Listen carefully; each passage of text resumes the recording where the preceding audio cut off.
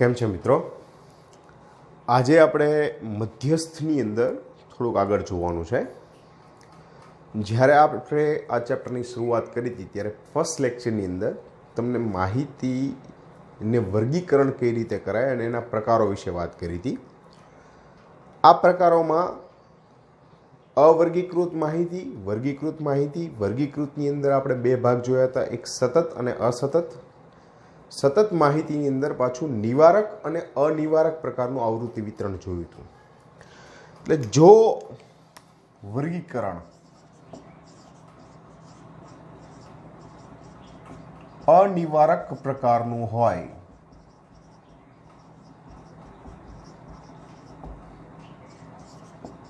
તો તેને નિવારકમાં ફેરવ્યા બાદ મધ્યસ્થ મેળવવું. આ બહુ જ અગત્યનું છે, કારણ કે આપણી પાસે એના દાખલા ખૂબ ઓછી સંખ્યામાં હોય છે, પણ ક્યારેક આ વસ્તુ થઈ શકે. હવે જુઓ, અહીંયા 118 થી 126 પછી જે ચાલુ થાય છે 127 થાય છે. 26, 27 આ બંને સરખા નથી, એટલે કે એક વર્ગની ઉર્ધ્વ સીમા એના પછીના વર્ગની અધર સીમા સાથે સરખું નથી. એટલે આ અનિવારક પ્રકારનું થશે. આને આપણે નિવારકમાં રૂપાંતરણ કરવું પડશે. આ નિવારકમાં રૂપાંતરણ કરવા માટે આપણે તેના સીમા બિંદુ મેળવવા પડશે. અધઃ સીમા બિંદુ અને ઉર્ધ્વ સીમા બિંદુ. ધોરણ 9ની અંદર આના વિશે આપણે ઘણી ચર્ચા કરી ગયા છીએ. અધઃ સીમા બિંદુ એટલે જે અધઃ સીમા છે એમાંથી 0.5 બાદ કરો.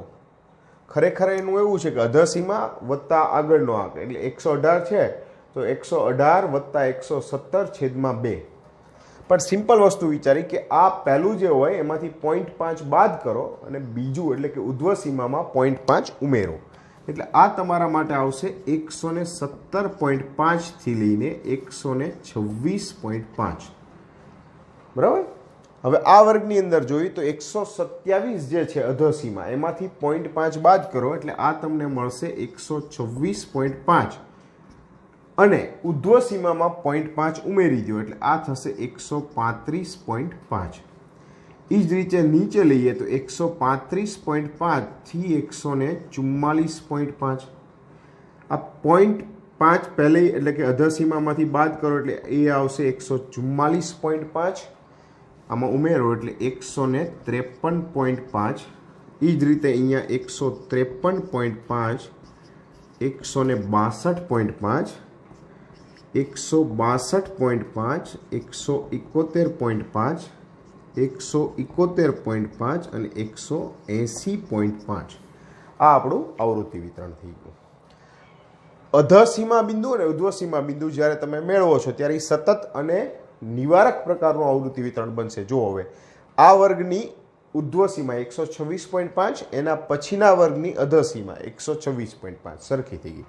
આપણને અહીંયા આવૃત્તિ વિતરણની અંદર જે આવૃત્તિ આપેલી છે એની ચર્ચા કરીએ. આ દાખલા નંબર 4 છે 14.3નો તમારા ટેક્સ્ટનો. એના મૂલ્ય મેળવી તો આ છે 3, 5, 9, 12, 5, 4 અને 2. હવે આપણે સંચય આવૃત્તિ એટલે કે CFI મેળવીએ. જે પહેલું છે એમને એમ રહેશે. આ 3 ઉમેરીએ 8, 8 ને 9 17, 29, 34, 38 અને 40. એટલે આ આપણી પાસે સંચય આવૃત્તિ આવી ગઈ. હવે આપણું કામ છે મધ્યસ્થ વર્ગ મેળવવાનું.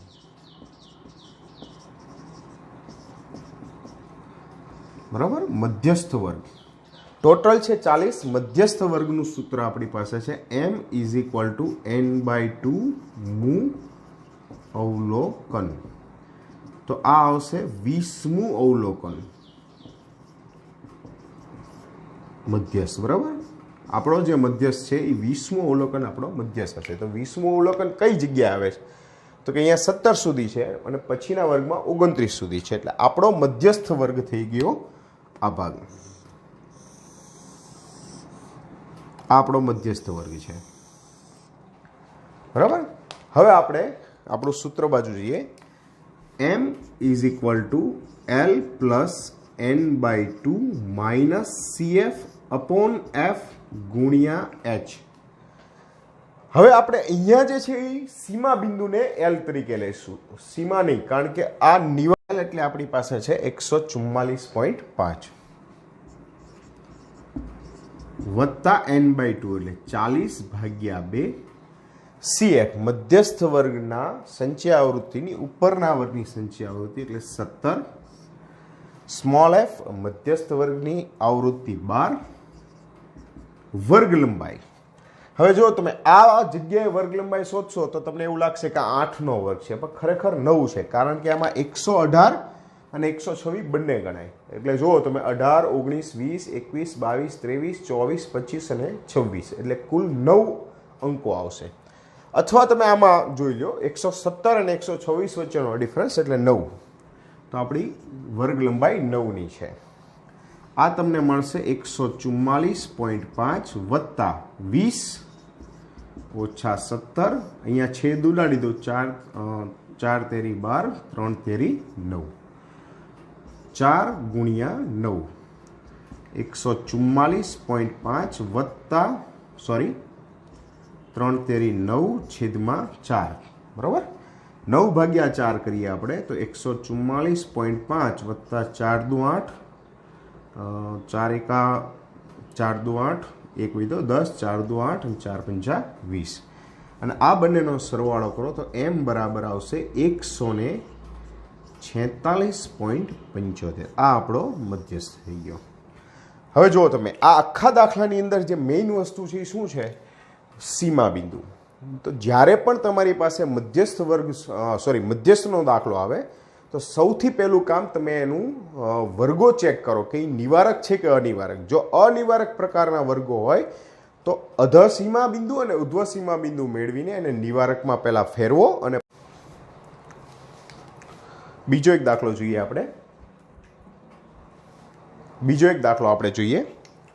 આની અંદર વર્ગો જુઓ 200 થી 299, 300 થી 399, 100ની વર્ગ લંબાઈ છે, પણ એકચ્યુઅલી તમે જોવા જાવ તો 200 થી 299, 200 પણ અંદર ગણાય છે, 299 પણ ગણાય છે, પણ આ અનિવારક પ્રકારનો છે. જો આ વર્ગની ઉધ્વ સીમા બીજા વર્ગની અધઃ સીમા સરખી નથી, તો આપણે સીમા બિંદુ મેળવશું. સૌથી પહેલા 0.5 આમાંથી બાદ કરો એટલે આ મને મળશે 199.5 થી 0.5 ઉમેરો 299.5.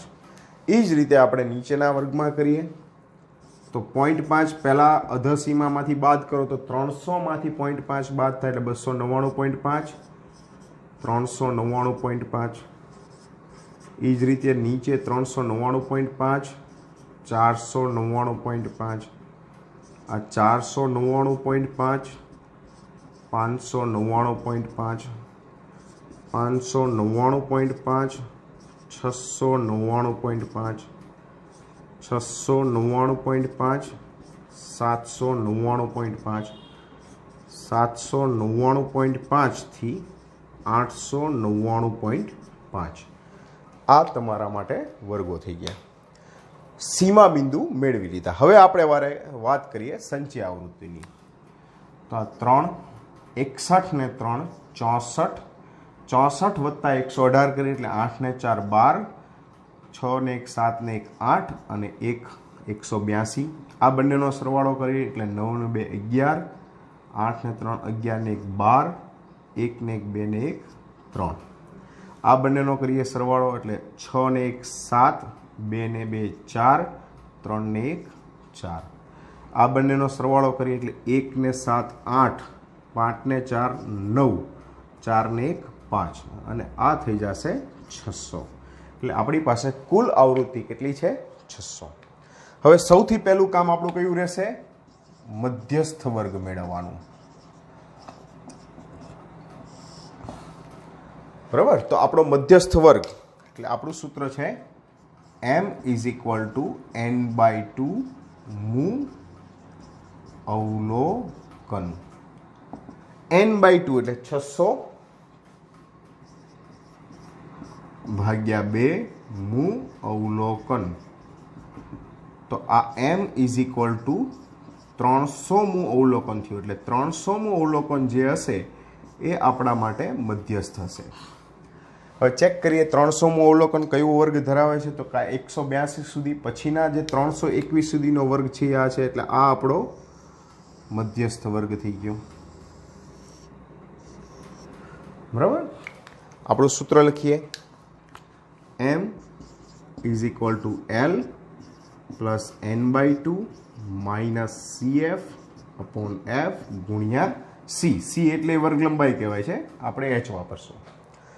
l મધ્યસ્થ વર્ગની અધસીમા બિંદુ, કારણ કે આ અનિવારક પ્રકારનું છે. હવે નિવારકમાં ફેરવું છે એટલે એ લેવાનું આપણે. આ આવશે 499.5 વત્તા n એટલે છે 600 ભાગ્યા 2 ઓછા cf મધ્યસ્થ વર્ગની જે સંચય આવૃત્તિ હતી એની ઉપરના વર્ગની સંચય આવૃત્તિ 182 છેદમાં સ્મોલ f મધ્યસ્થ વર્ગની આવૃત્તિ 139 ગુણ્યા વર્ગ લંબાઈ છે 100ની. આ થશે તમારા માટે 499.5 વત્તા 300 ઓછા 182 છેદમાં 139 ગુણ્યા 100.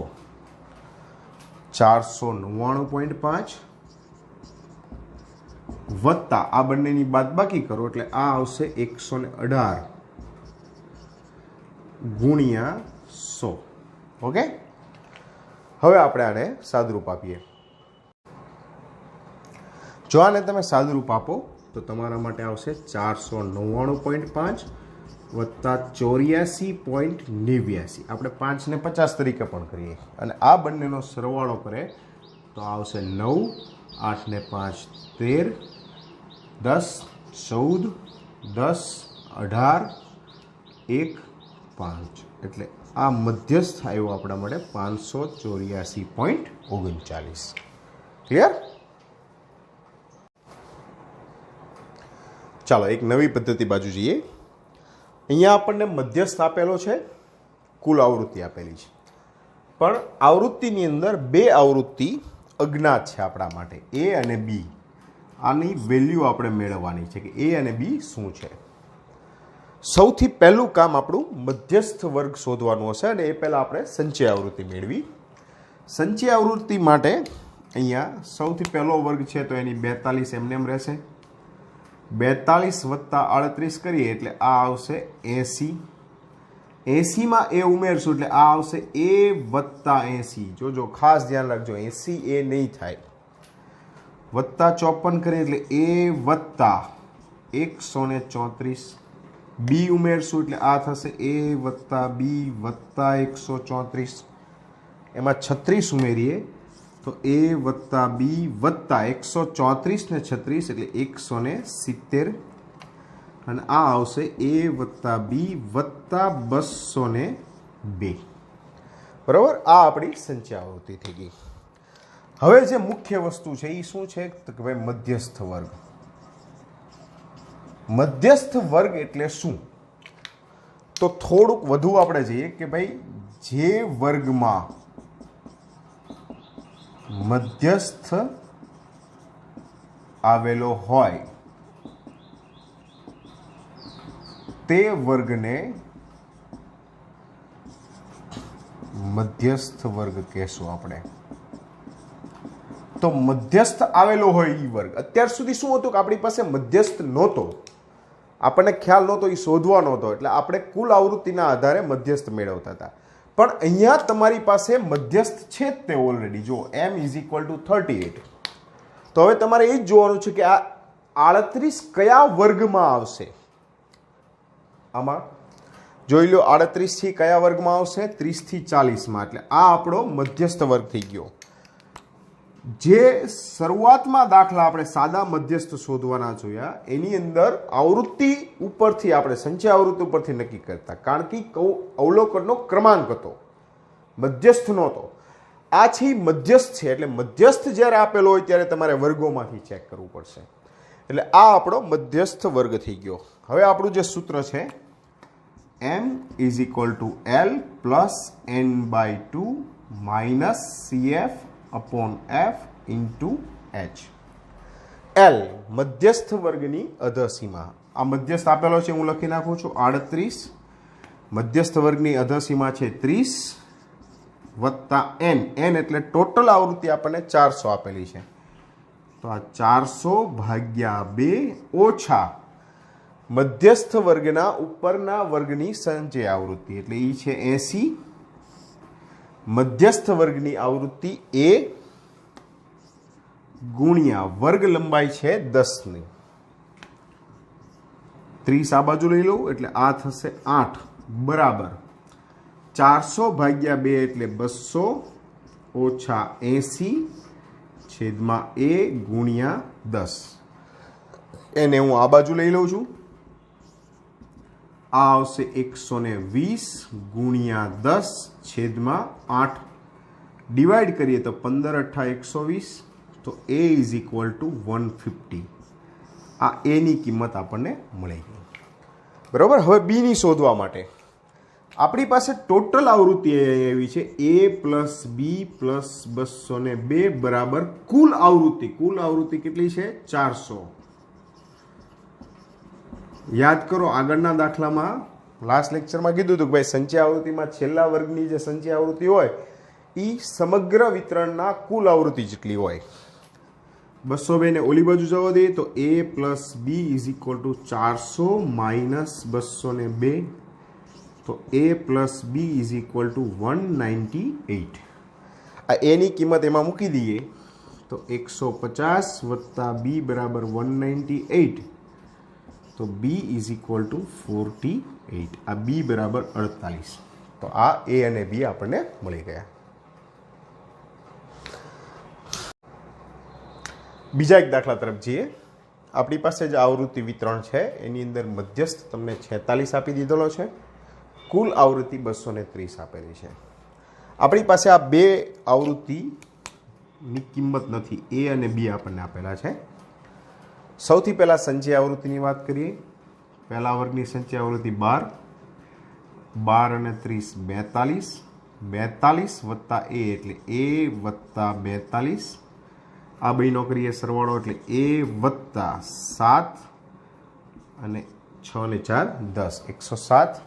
અહીંયા આવશે a વત્તા b વત્તા 107, એમાં 25 ઉમેરીએ એટલે આ થશે a વત્તા b વત્તા 132, અને 18 ઉમેરીએ એટલે આ થશે a વત્તા b 150. મધ્યસ્થ વર્ગ આપણી પાસે મધ્યસ્થ 46 છે, તેથી મધ્યસ્થ વર્ગ કયો થશે તો કે 46 કયા વર્ગમાં આવે છે? આપણી પાસે એ 40 થી 50ના વર્ગમાં 46 આવશે, એટલે આ આપણો મધ્યસ્થ વર્ગ થઈ ગયો. જુઓ, બરાબર. તો આ આપણો મધ્યસ્થ વર્ગ છે, એટલે મધ્યસ્થ વર્ગ થઈ ગયો 40 થી 50નો. હવે આપણે આપણું સૂત્ર લખીએ. m is equal to l plus n/2 minus cf upon f into h. મધ્યસ્થ 46 આપેલો છે, અધસીમા આપેલી છે 40 વત્તા n એટલે 230/2, n આપેલા છે આપણને, બરાબર, ઓછા cf મધ્યસ્થ વર્ગની ઉપરના વર્ગની સંચય આવૃત્તિ. આ છે આપણી પાસે a વત્તા 42 છેદમાં મધ્યસ્થ વર્ગની આવૃત્તિ 65 ઇન્ટુ 10 h. 40 આ બાજુ લાવો એટલે આ મળશે મને 6 બરાબર 115 માઇનસ a માઇનસ 42. અહીંયા છેદ ઉડાડું, 5 દુ 10, 13 પંચા 65 છેદમાં 13 ગુણ્યા 2. આ 13 આ બાજુ લઈ લઉં છું અને બગડો ગુણાકારમાંથી આમ આવે તો ભાગાકારમાં, એટલે આ કંઈક આવું મળશે 6 ગુણ્યા 13 ભાગ્યા 2 બરાબર 115 42 બાદ કરીએ એટલે 5 માંથી 2 ગયા 3 અને 11 માંથી 4 ગયા એટલે 7 ઓછા a 13 આપણે આ બાજુ લઈ લીધા છે 3 દુ 6 અને 13 તેરી 39 બરાબર 73 ઓછા a તો a બરાબર 73 ઓછા 39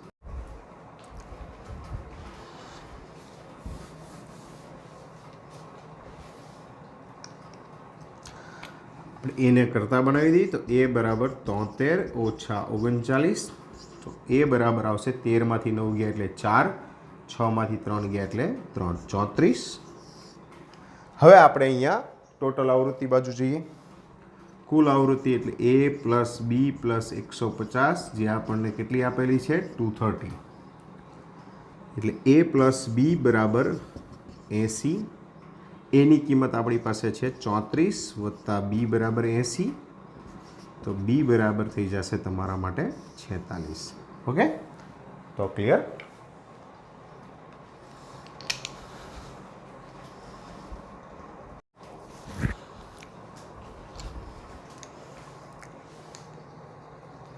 હજુ આપણે એક દાખલો હજી જોઈએ આ બાબતનો આ પણ એક આવૃત્તિ વિતરણ છે એમાં મધ્યસ્થ 525 કુલ આવૃત્તિ 100 આપેલી છે બે અજ્ઞાત આવૃત્તિ છે આપણી પાસે જેની વેલ્યુ આપણે મેળવવાની છે x અને y સૌથી પહેલું કામ આપણે સંચય આવૃત્તિ મેળવવાનું કરશું તો આ આવશે 3 3 ને 4 7 આ આવશે x વત્તા 7 આ આવશે x વત્તા 19 અહીંયા આવશે x વત્તા 36 x વત્તા 56 x વત્તા 65 x વત્તા y વત્તા 65 એમાં 8 ઉમેરીએ તો કે x વત્તા y વત્તા 73 અને x વત્તા y વત્તા 76 તો આ આપણું સંચય આવૃત્તિ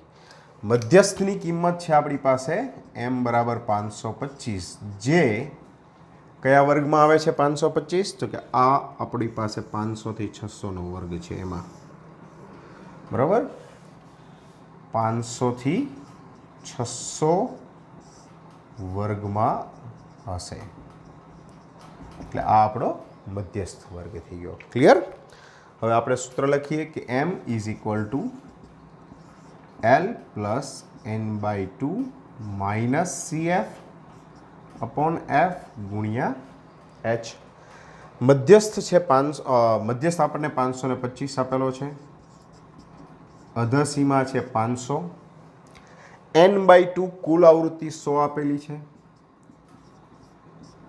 ઓછા CF મધ્યસ્થ વર્ગના ઉપરના વર્ગની સંચય આવૃત્તિ x વત્તા 36 સ્મોલ f મધ્યસ્થ વર્ગની આવૃત્તિ છે 20 અને વર્ગ લંબાઈ 100ની છે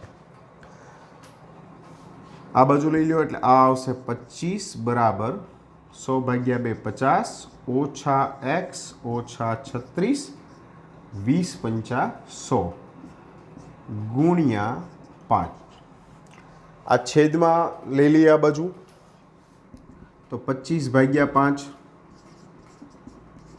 બરાબર 50 માંથી 36 ગયા એટલે રહેશે 14 ઓછા x 25 ભાગ્યા 5 એટલે 5